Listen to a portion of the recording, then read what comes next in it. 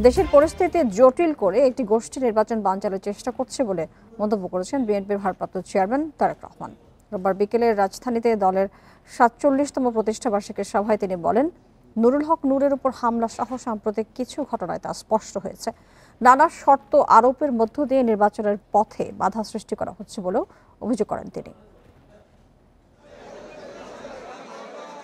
৪৭তম প্রতিষ্ঠাবার্ষিকী উপলক্ষে রাজধানীর engineering institute মিলনায়তনে আলোচনা সভার আয়োজন করে বিএনপি।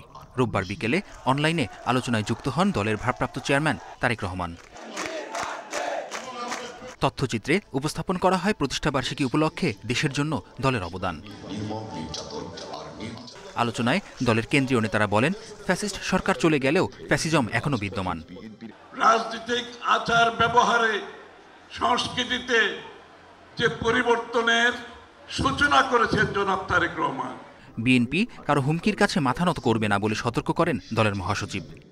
অবশ্যই যেভাবে পদ্ধতিতে নির্বাচনে আমরা ভোট দিয়ে এসেছি, সেইভাবে আমরা ভোট দেব, আমাদের প্রতিনিধি এবং আমাদের পার্লামেন্ট নির্বাচন করব।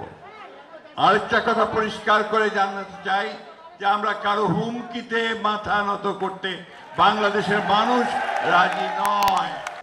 সুষ্ঠু ও নিরপেক্ষ নির্বাচনের মাধ্যমে গণতান্ত্রিক সরকার গঠন না হওয়া পর্যন্ত গণতন্ত্র সুরক্ষিত নয় বলে মন্তব্য করেন বিএনপির ভারপ্রাপ্ত চেয়ারম্যান তারেক রহমান। জনগণের সরাসরি ভোটে জনগণের কাছে দায়বদ্ধ, জনগণের কাছে জবাবদিহিমূলক একটি গণতান্ত্রিক সরকার প্রতিষ্ঠিত না হবে ততক্ষণ পর্যন্ত গণতন্ত্র ঝুঁকিমুক্ত নয়।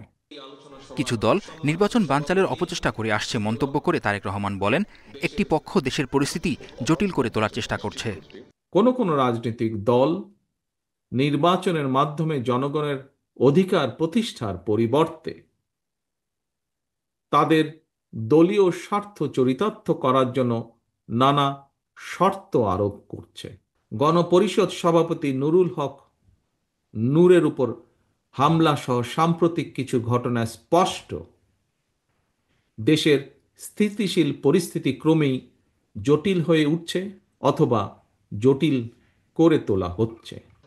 ঐক্যবদ্ধ থেকে সব ষড়যন্ত্র রুখে দিতে নেতাকর্মীদের প্রতি আহ্বান জানান বিএনপির ভারপ্রাপ্ত চেয়ারম্যান। মেহেদী হাসান, ইন্ডিপেন্ডেন্ট নিউজ, ঢাকা।